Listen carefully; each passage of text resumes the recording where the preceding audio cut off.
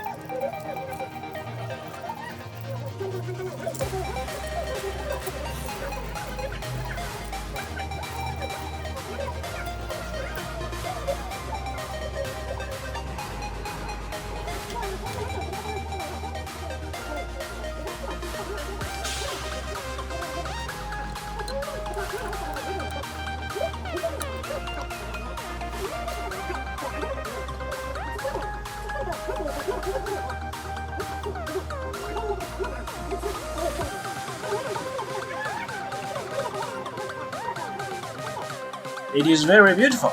Hope it will give you some new idea. Enjoy it with your kids and friends. Please like and subscribe. You will not regret your choice. Also, leave your comments so we can know each other. I'm looking forward to seeing you soon again. Hope you will have a nice day. Don't forget to subscribe to the channel. Also, click on the small bell so you will not miss the update. TBO channel is waiting for you.